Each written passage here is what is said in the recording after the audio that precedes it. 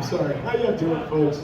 Guys, as usual, I'm going to ask about 15 or 20 minutes worth of questions and then open it up to you guys on the sides with questions. So feel free to go to the mics.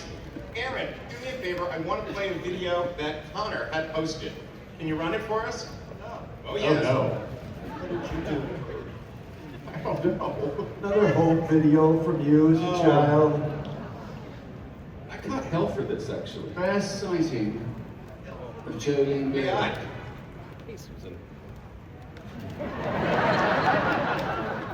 I found it somewhere. Somebody sent it to me, or just on the internet.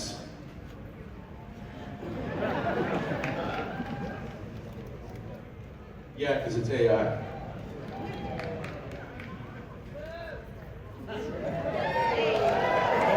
She was exactly the same.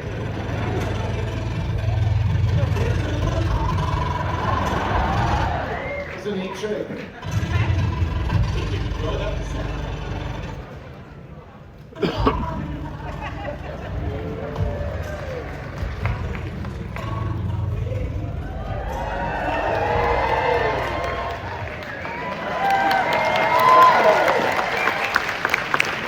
guys, you know the obvious question. 25 years. As you watch those images, what memories come rushing back, and how strange is it to see that passage of time?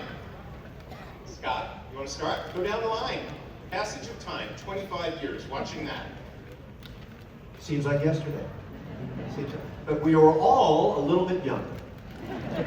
We should have played it in reverse. Yes, we should have. No, except for Anthony. Anthony hasn't aged at all. And Anthony? I do what I can. Yeah, Anthony and Linda. They were babies then, and they're babies still. Let's go down the line. Linda, what was it like for you to watch that? Oh, that's me. Linda on the stage. I don't know. I guess it's hard because I feel like they're kind of accurate, the modern day ones, but not quite. I'm sorry. No, it's time is long and short at the same time, and I don't know. I feel like I don't have a lot of opinions about it. Okay. Okay. We will move on to the guy next to you. I think it's a reminder of what a wonderful life I've lived in totality, and that was an extraordinary part of my life, and the image you have in the end is also an extraordinary part of my life. So I love that. Yes, there is. I think Connor and I got asked to do some commentary for the the Blu-rays, wasn't it? And that was only 10 years after the show. And we watched the pilot with Jim Conway, and then I went to the bathroom to have a pee, and it was terrible, terrible overhead ultraviolet lighting. And I looked at this haggard old man in the mirror from having watched this young lad on the show. I say, I've never been more impressed for 6 months. So that, I can take that easy. That looked good. That was good. AI does have its benefits. Anthony? It was a lot of fun. It was a lot of fun. It's you guys know me. It's been a blessing to be on this journey with you guys for 25 years. I went in. I've heard a couple of you have heard me say this. I went in for an audition, like my brothers, sisters, and you guys changed our lives. So I say thank y'all. I love y'all forever. Yeah. Always and forever.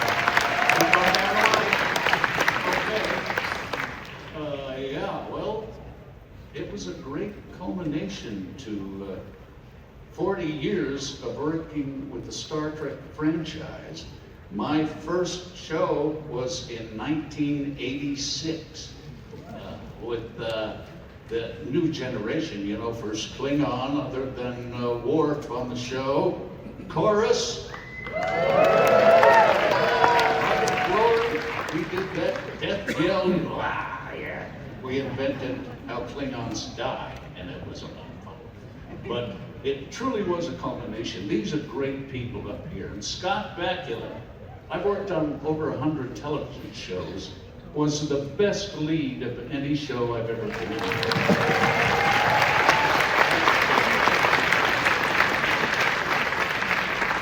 And so that's kind of it. You just keep my joy flowing and flowing through life, and I appreciate it. Thank you guys. It's because of you.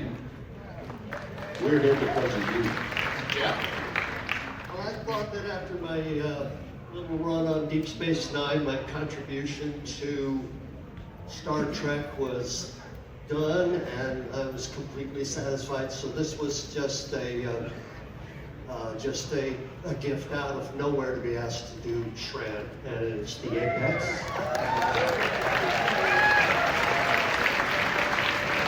It is a joy to annoy and save Scott multiple times. I don't think you owe me any more. You know, Pigskin. we're even. Yes. Now, one of the joys of Enterprise was watching the cast grow from colleagues to friends / family. And you could see that on the screen. When did you realize that this was not just another job, but you guys really were becoming lifelong friends and family? Again, let's go down the line, or actually jump in anybody. Scott, you want to start? Sure. Look, when you work in our business, you spend so much time together, and it's really crucial. It's not even crucial. If you're lucky, you get to spend it with people like this. Not just great actors, because you can work with great actors, and they can be not great people. Great actors. Yeah, they're great. Yeah, exactly.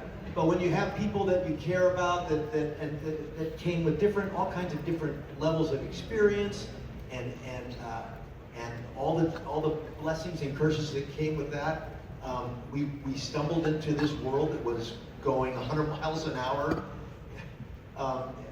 They had 2 weeks off between the end of yeah, I mean, it was crazy. So I was just lucky enough to be, not only to be cast in this crazy world, thank goodness, but then to have these people, and I'm sorry that John and Jolene aren't here, all the J's stayed at home, I guess. But we just,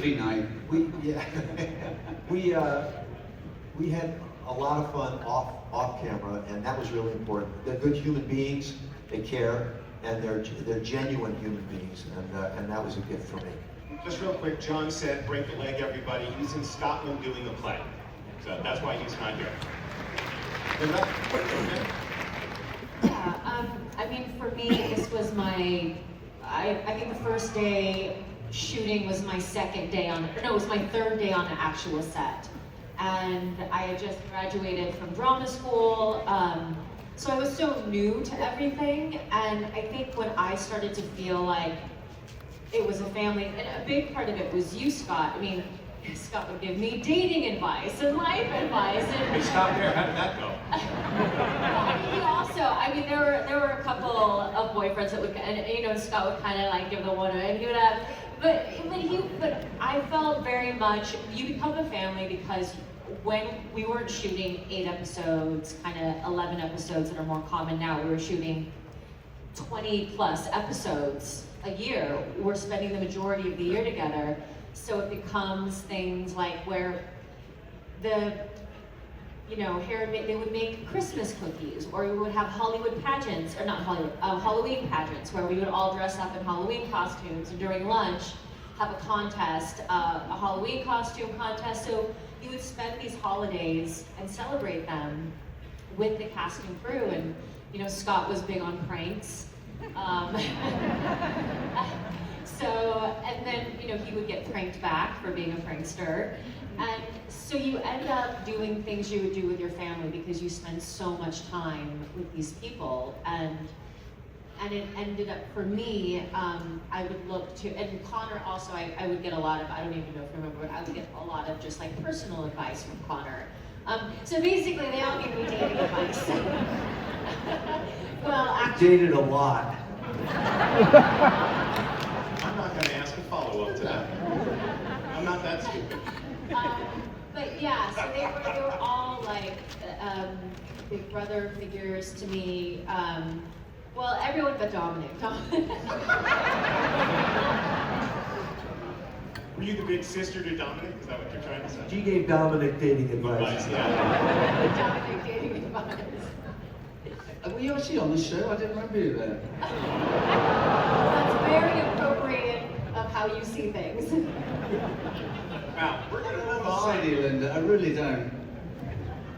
Anyways, over to Connor. Just amaze me, dear. Well, it was a joy to go to work. that is the truth.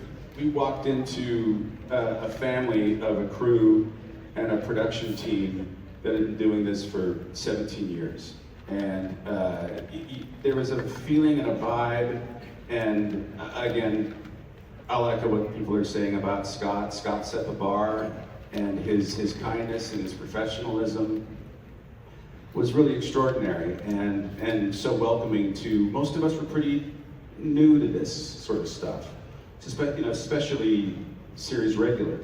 And then the other gift that we were given was that we get to go to these conventions and see each other a few times a year. And I really love that. And it's not just this family, it's the big family of Trek in general, and that includes all of you. We're going back line, guys. What he said. Smart man. Smart man. It was a blessing. From the first table read, we could feel us gelling, and then Scott as our captain, captain, my captain, and just for the record, for all the hundreds of people who are in here, many have asked, kind of in jest, Anthony, who's your favorite captain? Y'all know the answer. Y'all know the answer, so that's a rhetorical question, I assume. The best captain in the fleet, let's go. Because Scott had already gone through what all of us were experiencing. He had already done it with Quantum Leap, so we had already fallen in love with him. And then he gave us a wonderful landing spot when we had questions. And I was constantly picking his brain because you guys have a lot of love to give, and we wanted to make sure we gave it all to you guys. So thank you for, again, 25 years. Well, like I say, I had done a lot of Star Trek before I got there. I had done 7 roles when I walked in to audition for the Admiral. And Rick Berman had been telling me, he'd been saying, Vaughn, we're going to have you do a human sometime. And finally they did. And it was a great role. Yeah, it was a great role. And then, you know, people instantly knew who I was from then on. They didn't when I was wearing foreheads all the time. But I got to tell you, I ran into Scott my first day in the wardrobe room, and I said, hi, Scott. I've worked with you once before on Quantum Leap. I played, he said, Donald Trump's father. Which is true. I played Donald Trump's father in Quantum Leap. And He worked French Trump into the storyline. yeah. It was several years after you had done Quantum Leap, and I was shocked that you remembered me. And that's just an example of what kind of guy he is. That's for you, Scott. Scott's like, okay, what is happening right now? Let's But we love you, man. Scott, what's it like to hear that? Mean to you to hear that from these guys. And did they tell you at the time? No, they hated me at the time. No, the only one who hated me was Dom, and that's okay, because Dom didn't like anybody, basically. No, look, I remember celebrating your 50th birthday in the 4th season and privately thinking, fuck me, that's old. See what I mean? See, that's exactly right. That's what I'm talking about. No, I've already said they're so kind, and we had a good thing going. That's all I can say. And still do. Jeff, let me go to you before we go to the next question. Well, like I said, I was, you know, Star Trek was done, and I do remember that my phone rang. I was in a car. Hello. They said they've got an offer from Enterprise. And I said, I don't do commercials. I've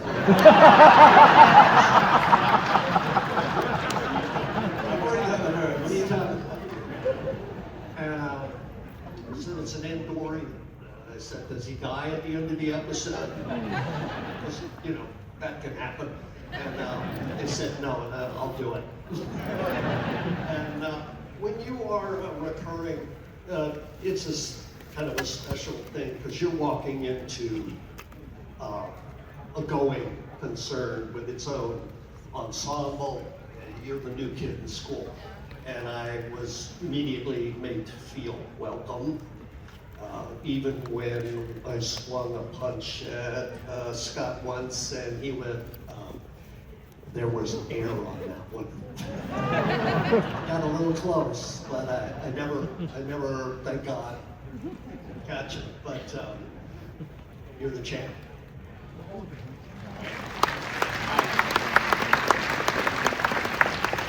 Guys, I've got some videos and some photos that I want to show. Let's show the one of Scott first, please. Let's go down the line, Aaron.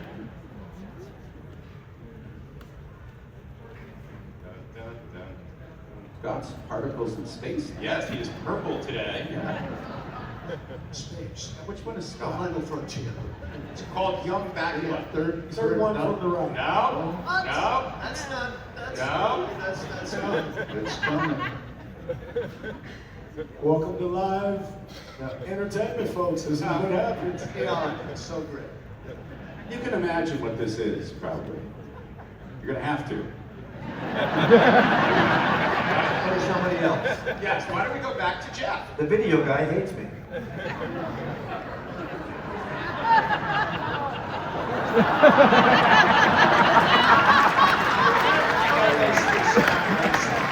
All right, we are moving on. So, let's show this. I want to show this. All right, that's Dr. Mordred at BB. Oh, is the sound going to work, or we're going to have the same problem? It's sort of a Dr. Strange. All right, turn off the sound if you can, since the music. Guys, this is the trailer for this movie. It's absolutely mind-boggling. Really? No, Certainly is for me. you were supposed to be Doctor Strange. You were going to be a good guy. I was. And the rights changed right before production started, and it had become something else. What do you remember of this experience and your whole Charlie Band universe? Oh, Charlie Band. What a experience he is. He did have the rights to Doctor Strange back in the early 90s, and they lapsed, but he had a script. So he just changed it to Dr. Mordred, and he asked me to be in it, and he said, this is really Doctor Strange. And honestly, I had no idea who that was. I went, oh yeah, great, sure. But you know, it kind of gave me an opportunity to be sort of sci-fi and save the world. So a lot of special effects, a lot of Ray Harryhausen in this as well. Yes, sort of that thing. There's my Ricky Ricardo outfit. You look like Zorro. So young. Yeah. Well, actually, I think I was mid-30s at this point. Okay. So young, yes, but Jeff, thank you for saving the world. Yes. I don't know why we're showing this. Well, we don't have to show the whole thing now. We have fun videos and photos for everybody, but you're the only one who's going to get to enjoy that. All right. So, anyway, Scott, I had a photo of young you, and my question was going to be, how ambitious were you as an actor? When did you know that this is what you wanted to do and you were going to fight? Oh, there it is. There he is.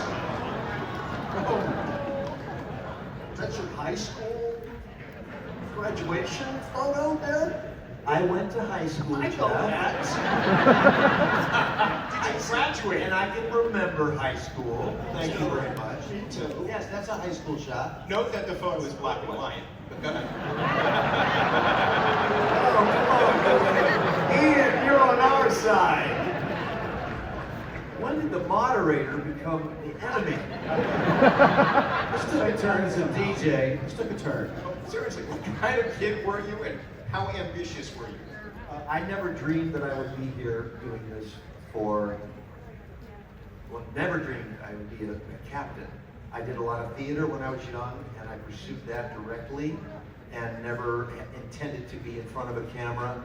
That was not part of my dream. So I'm not one of those people like, when I was 6, I played sports. I went to college for a couple of years and drank beer too much, and left college and moved to New York. And I had a blast. I had 10 years in New York City, and I did musical theater all around the country, much to Connor's distaste. He hates musical theater. I'm sorry, I do. I can't stand And yet, we're still friends. Yes, we are. We're still friends-ish. Wow. And then When did Connor become the enemy? No, I'm just not going to go to the show. Friends and summer. Never bought a ticket. Anyway, that's me. There you go. You can write this on the screen if you need to. Do we have a photo of Linda? Did you hear puberty there? Linda? That's it. And trust me, it's not a childhood photo. That was from this year. Yes. I've got a variety for everybody. So tell us about working on this show. And you said on Instagram that this became another dream role for you, like Maggie on a Hot Tin Roof. Yeah. So take us through it and why. So, has everyone read Antigone the play? Or knows Antigone? Daughter of Oedipus, or Oedipus, depending on your pronunciation. Or Oedipus? Oedipus. So yeah, it was, I thought I was too old for the role, but the director came and saw me in a reading and he asked me to audition for it and asked me, and so I was like, all right, I'm gonna play last young woman and then I'm done. And I broke my foot in ballet a little under a month before we started rehearsal. They told me I had to get foot surgery, so I got foot surgery 2 weeks before we started rehearsal. So I did the whole rehearsal on a knee scooter, like doing walking on a knee scooter, and then when I'd have to like kiss him, we'd have to pause. And I'd have to like scooch my scooter around and then like reset. And so I wasn't actually walking in a walking boot until the day before previews. So previews was the first time I was walking again, but it turns out that Oedipus also, it means swollen foot, doesn't it? Or club foot. My father also had a broken right foot, so I was method acting without even knowing it. So I was limping around the stage thinking, all right, I just, what's that term? Like a father's, like a daddy's girl. Yeah, but it was a really stunning production. Tony Amendola, do you guys know Tony Amendola? Yeah, he played Crayon. Peter Mendoza, wonderful actor, played Heyman. Ann Noble played Eurydice. And did anybody see it here? I heard a whoop. I heard, yeah, somebody saw it? Amazing! But yeah, that's what I did. Very cool. Yeah. Connor, do we have Connor? Oh, Jesus. I have something to say about young Connor too. Oh, please do while we're waiting for it to Oh, come you up. should tell this story. Oh, you know the story? Okay, so when I was at BU at the Performing Arts School there, Connor, we were associated with a theater, Huntington Theater Company, and Connor had done a play there. It was it Arcadia? And I had the biggest crush. Everybody in our class had the biggest crush on Connor. And we were just like, that guy's so dreamy. And then fast forward. We're together. Well, we're sitting there in our chairs, and we were just talking about, I think you had gone to, you told me you'd gone to BU, and I said, I didn't play at the Huntington there. And you said, well, oh my God, you were Septimus. And I was like, yeah. And then you told that story. Yeah. So and then Anthony and I had a connection from doing an episode of Popular, which was my second job that I ever had. So two of them I knew before. And how big was your crush on Anthony? Oh, I didn't have a crush on Anthony. Wow. What's this? No, there's something Hot stir, about, baby. I only used to have crushes on people on stage when I was younger. Oh, Yeah. good I dodge. didn't know I had a degree in theater by then, so. No, I would have to see you on stage. On stage, playing exactly, a she had to see. She went, Yeah. oh, It's tough for dating. I gotta First tell is you. coming. It's like, you want to date me? Go do a play. All right, let's dig out of that hole and see if we have Connor's little bit. Well, that's like last week. Yeah? I don't know if we have the sound. This is crazy, but anyway. Why is the sound all garbled? All right, forget about the. This is going so remarkable. Wow, so glad I spent hours getting all of these. Happy 25th anniversary, Enterprise. Technology is much better than it used to be. Talk about the podcast, please. How are you enjoying that process? Catching up on the show, catching up with these people. I love doing it. I love doing the show with Dom. It's it's going to run alongside. We're going to do all of the episodes of our series and talk about the episodes, have people on. That is not me. We've had Scott on. We've had everybody. I haven't had you on yet. Yeah, I told you when I was doing Antigone, and you never called me back. Well, I'll give you a holler and we'll give it a minute. Anyway, no, I love doing it, and I have to say this too. A lot of these episodes I hadn't seen since they aired, and boy, they hold up, man. Our show really holds up. And I love talking about the experience, and I love having the guests on that we do, and we do deep dives into not only our show but their careers, and it's given me a big boost being able to do this with Dom. And guys, they've had a lot of directors on the show, filling in the details of how shots were done, why decisions were made. They've got the actors too, but the director episodes are really informative if you're a huge fan of the show. Just FYI. Yeah, check it out, Decon Chamber. Yeah. Decon Chamber. All right, let's show our Dominic photo. Let's show the first one. Let's see which one you pick first for me. I've got a couple of Dom. Hello. Tell us about this. I just played Scrooge, which was an absolute joy. I just got back from Wasn't West this Virginia. last night right outside the hotel? I was just outside the Cosmopolitan, yeah. I lost $1,000. It was a really good shoot and a really good part. I've never played such an iconic role, and it really was tremendous. It's coming out around Thanksgiving, and look for it. It'll be on Amazon or Tubi, I think. So please do. And then show the one that's called Wedding, please. Oh, Talk about family. my biggest show. I got married a year ago on June 20th. And look who's there. Oh, there's my little lovely wife. Where is she? There's Sarah. Oh, the love of my life. Just about. It was a really, really special day, and when I turned the corner to go down the aisle to get married, I thought I was going to take it in my stride, and then everyone turned around, and there were about 100 and something people there, and boom! It literally hit me like a force, and yeah, nothing's been the same since. Thank you, darling. Aww. Everybody. Aww. Here we go. All right, let's go. But I gotta tell you, not only is she incredibly beautiful, but she's a psychiatrist, which is desperate. Which is perfect. Yes. She can prescribe. And you know what? She's got one patient. Full-time patient. Yes. Purity again. Yes. All right, Anthony. I got a video.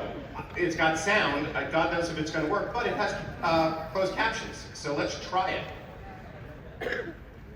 Please work. Oh God.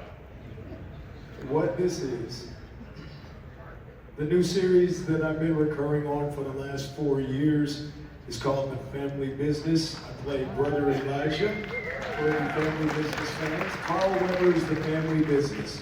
It's based on a New York Times best-selling novel series of the same name. And my character is a Muslim. The first time I played a Muslim character in my life, and I'm having a blast. It's led by, you guys know Ernie Hudson? Ghostbusters, everybody knows him.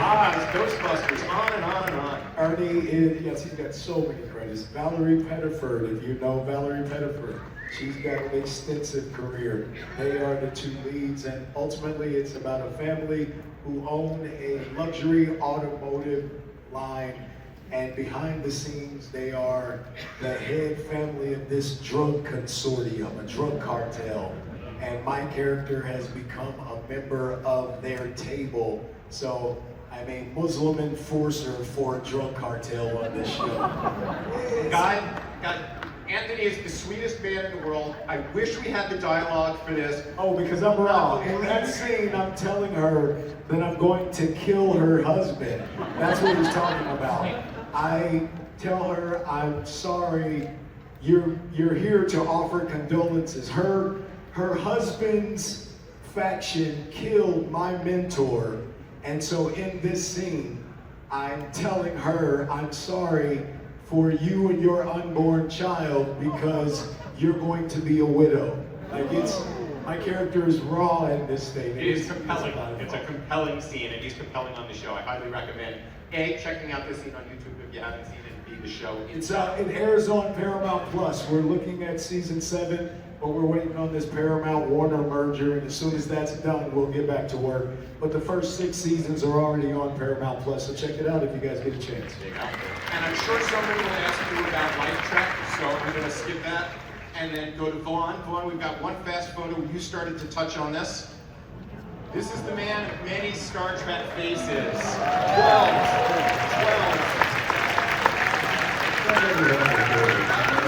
What is it about your face or your talent or your ability to work through makeup that they literally brought you back time and time and time again? Talent. I've always thought that it is strength, passion, and vulnerability. That's why I think people hire me. Okay, we'll agree, right? Right? Jeff, we had your great video minus the sound. The sound made it, but look how young you were. Look how beautiful you were. Look at that outfit you were wearing. Don't remind me. Okay. No, yeah. I'm going to open it up to the fans because we have a lot of questions and I want to get as many in as we can. Everybody we know, we love these guys. Thank them for being here. I want to get as many as we can, so let's go straight to the questions if we can. Thank you. At Enterprise Continued, I heard that Scott proposed to the producers of doing a musical episode. So with the exception of Connor, what does the rest of the cast think about doing that? Well done. Yeah, Thank you. thank you. That's why you killed me. Thank you.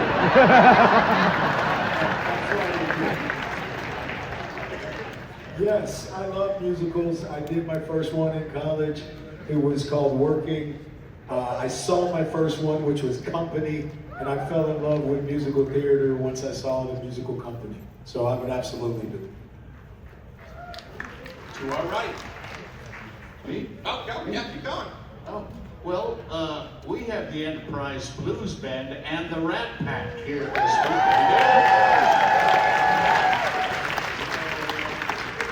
Handle something. weekend. Yeah, we are not singers, yes, but we are actors acting like singers. They can focus pretty well, yeah. I think I fall into that category too. For laughs in the pub, but not to pay the rent. Let's go to all right for the question. Question is for all of you. We know how controversial the last episode is, so if each one of you had an opportunity to write that last episode, what would you write and what would it be? Thank you. What would be an alternate finale if they had the choice? Is that the question, Victor? Yes. Okay. Well, Trip Not Die.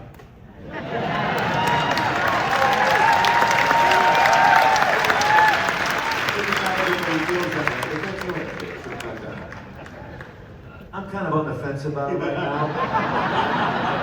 Chip not dying how? I'm with Connor. Shouldn't have happened. Love you. But did it really happen? I'm just gonna put that out there and let's move on. That part. Oh no, there is that. So, how would I change it? I would have the best captain in the fleet finish the franchise as it should be. And that is nothing against Marina or Jonathan because I love them both dearly. That's my brother and sister.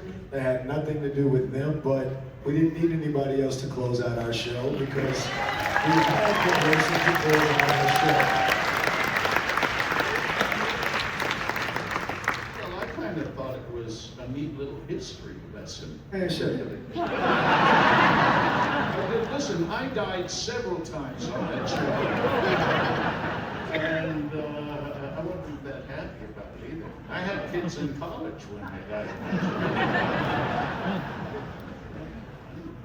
Scott, how did you feel about it? I would say this. A, it was hard to let Connor go, but we also knew we were going, so sometimes they do that. I think one of the hardest things to do in our business is to write a last episode, period. And we can go down the list of them and we're gonna hate, probably most of us are gonna hate more of them than we like, because if we love a show, we don't wanna see it go. And we didn't wanna see our show go. That's that's an hour story there about why we went, but it's really, really hard to write a last episode. And so, and I said that at the time, and I wasn't in a writer's room on that show. I might have had some input about that if I had been there. And I love those folks that helped us dearly. They're good folks. Sure, I would have liked to have gone out with us, but it was unusual. Scott, That whole thing was unusual. I just want you to say you handled it all with grace, class, and poise. Yeah? Yes. I'm not sure about it. This is for everyone. There's a person that is no longer with us today, and I wanted to know, what was it like working with Gary Graham? He was an absolute sweetheart and a terrific actor. And Connor and I have been watching him a lot lately doing the podcast, and it just screams off the screen how great he was playing that character. He was a lovely man, he really was, and sorely missed. Yeah, he was a real committed actor. I tortured him in one episode, and he was completely committed, immersed. He cared so much about how the whole thing was going, and I just really, really admired him as to his just commitment to what it is that he had to do. He went above and beyond. That was pretty admirable. We did a short film together that Tim Russ wrote and directed, which I recommend. I forget the title of it now. Something to do with commercial product placement in movies. Check it out. It's really funny, and he's terrific in it. Yeah. I never got a chance to work with him, but always had a great interaction. He was a kind guy to me, so I will always have positive love and, just sending blessings to his family. His best. We kind of became friends sitting backstage to do our things together. What I liked about Gary a lot is that we were different poles politically, but we were old enough to know that we weren't going to change each other's minds. So we came to enjoy each other. He came to my 60th birthday party, not that I'm 60 or anything. He brought his drum set, and we set it in the corner of the room, and he could never get out from behind it to go get a drink. So he kept saying, "Vaughn, could you get me another whiskey and soda?" It's my dad's birthday. Get up from behind the drums and go get it. But, he was a great guy, and I grew to love him, even though our politics were different. Thank you. Thank you. Let's go to all right. Good afternoon, my name's Ed.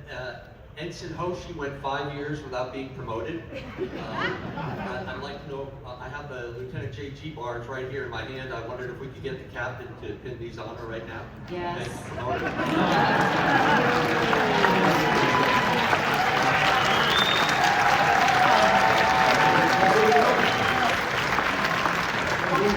That's what we're doing. And there was somebody else who didn't get promoted too. I'm just saying, we're giving out promotions. We're giving out promotions for ensigns.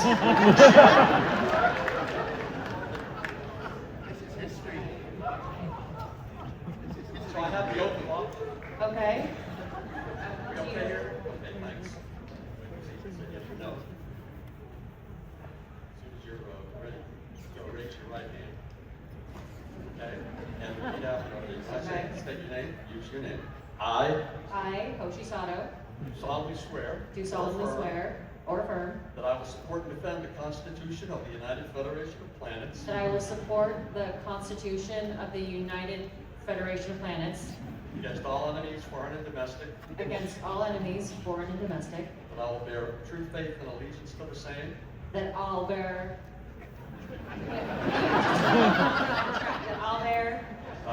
I'll bear true faith and allegiance to the same. true faith and allegiance to the same, That I take this Ready obligation for her next freely, round.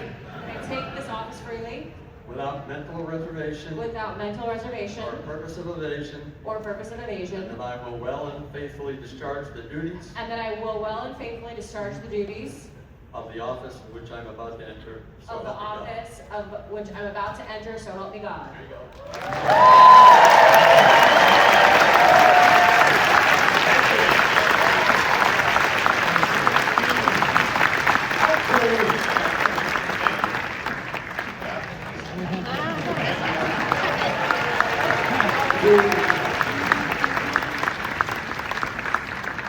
I'm cool, I don't want one. I don't know what side asked that question. Let's go here to the left.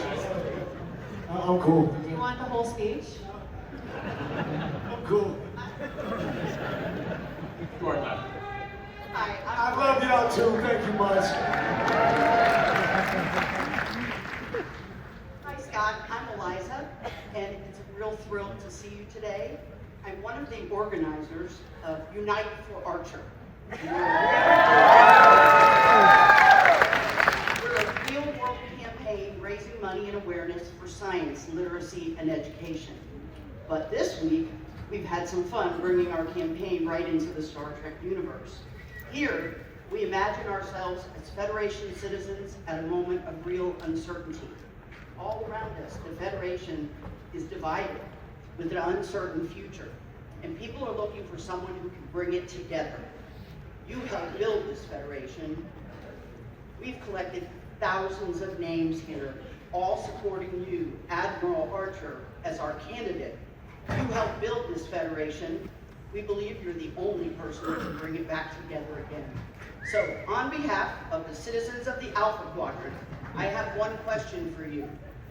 Admiral Archer, will you accept our nomination for President of the United Federation of Planets?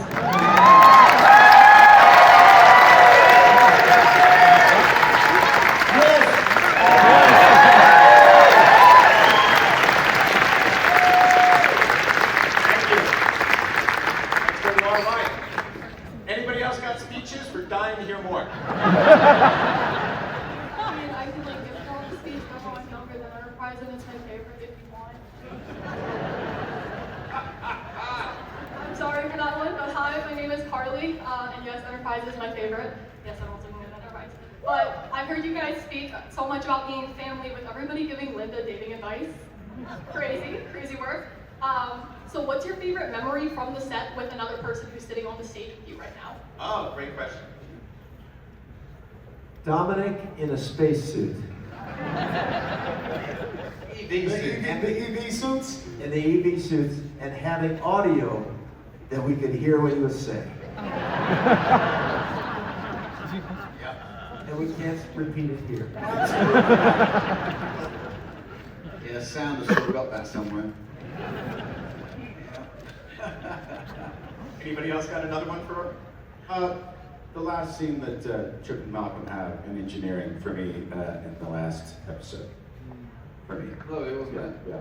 Because we were saying goodbye as characters and, saying goodbye to the experience. Yeah.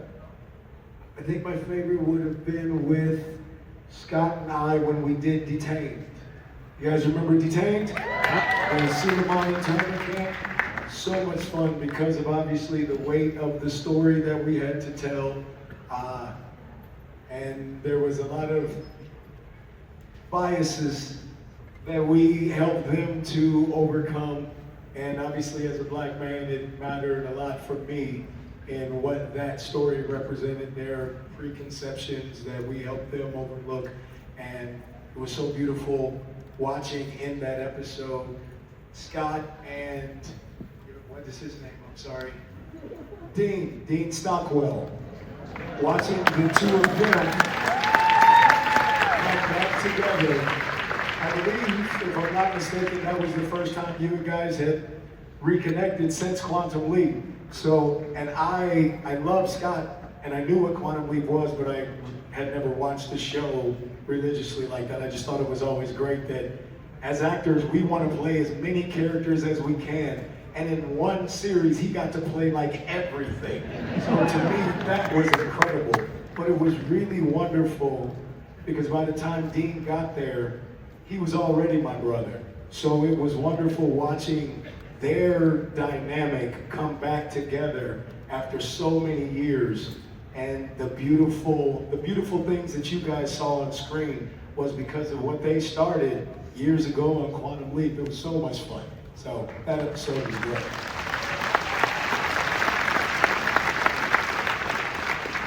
Well, we did an episode entitled In the Mirror Darkly.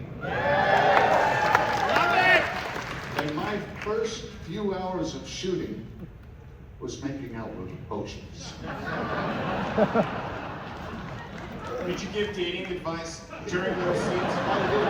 And I gotta tell you that was the best scene in any Star Trek episode I've ever done in all 4 series, so thank you, Linda. Vaughn, more importantly, how was it for you working with him?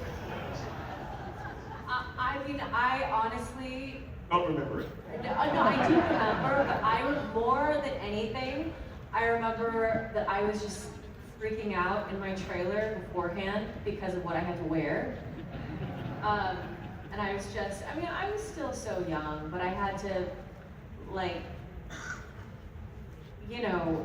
act like I was tougher than I was, but I was actually, on the phone with my best friend, and I was just, because I look back and I was like, I was still a girl, and I was still very nervous about it all. But I look back and I'm really proud of myself for stepping forward into that part. Playing the evil side was totally fun. I had no problem with that. It was, I love that. But it was more just it was the first time that I was bringing sexuality in front of a screen, and being young, it was something that I was just working through myself. But Vaughn and Scott and Anthony were all such gentlemen and such safe people to be, because I kissed all 3 of them. Those 2 episodes. Our dating advice paid off.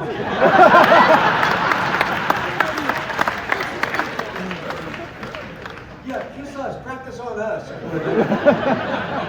That did not happen. She turned it out though, if you remember that episode. Killed it, Elmer. Every Sato was a beast. I remember when we did the kiss, because that's literally like my little sister. So every time we would stop, oh God, okay, you need another one? Come on. It was fun. Yeah. Right? Jeff, you got one? I don't have a specific one, but I do love any scene I had with Scott, okay? And the progression of my character had a total inability to trust anyone. And growing and realizing that this pinkskin, this human, could maybe there's something there. Maybe I can let my guard down a little bit that's been building up my entire life to really trust that somebody I can rely on. And I thought that was a great arc for Andorians and for Captain Archer. And I'm deeply honored that we were able to do that. Having dinner, you pretended to like Andorian ale. I pretended to ignore the fact that she hated it. To you cutting off my antenna, and it was just a wonderful arc, and I cherish it. So.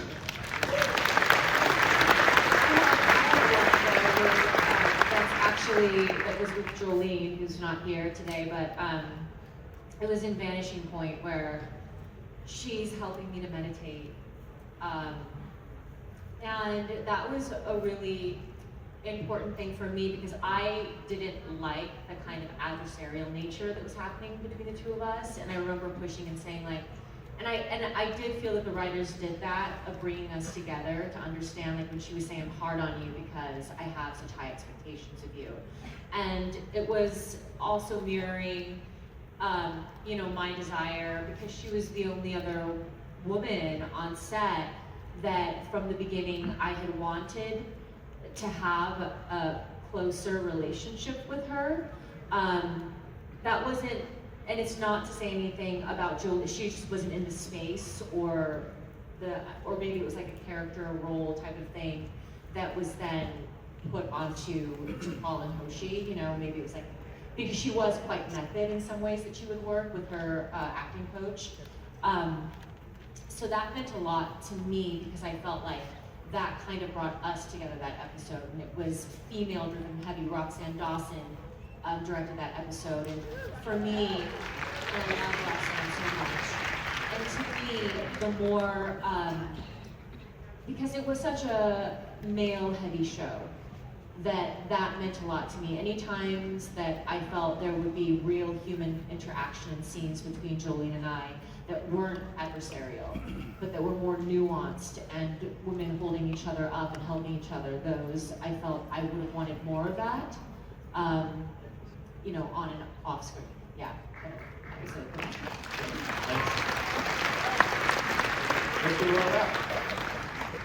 Hello everybody, yes Anthony, this time I am recording. Mr. Bakula, I was wondering if, really quick, if you could give us the Sam Beckett line.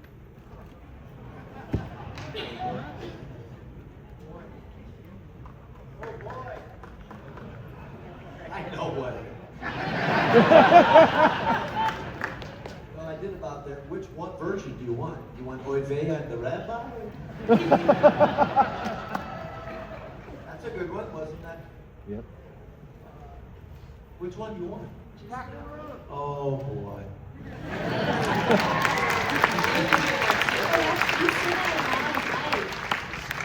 You used to say that a lot to me. Yeah. When you would hear my dating stories. Oh boy. Thank you. Let's go to our right. Hi, I'm Fernando from Brazil.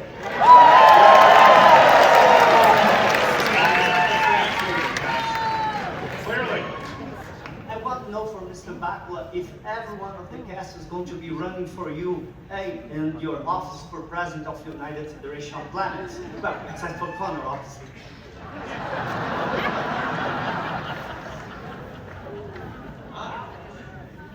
Look, it's science fiction. I'm not really dead.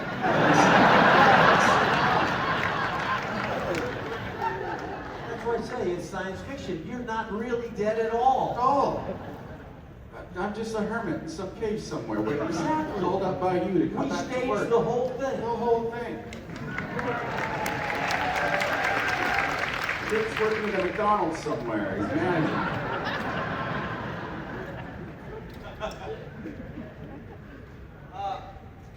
I'm not totally sure I understand the question.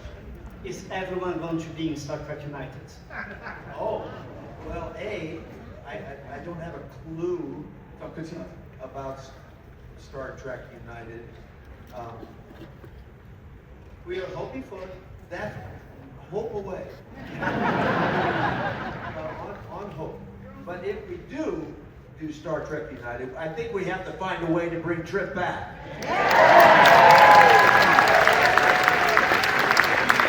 I pretty happy with a few people who might call on me. The ultimate crossover. Star Trek Reanimated. Here's the thing, if we bring Trip back, and we probably should put this out to all of you, we have to kill somebody else. So we'll have a contest.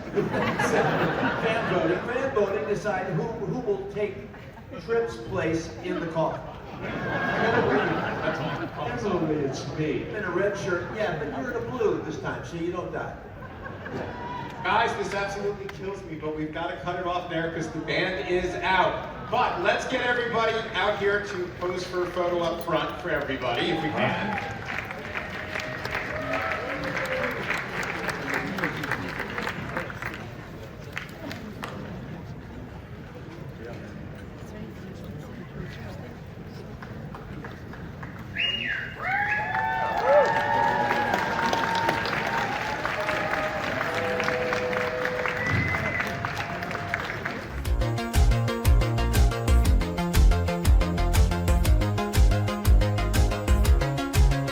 Don't forget you can listen to all the audio versions of Crusher Combo on Apple Podcasts, Spotify, Good Pods, or wherever you listen to your podcasts.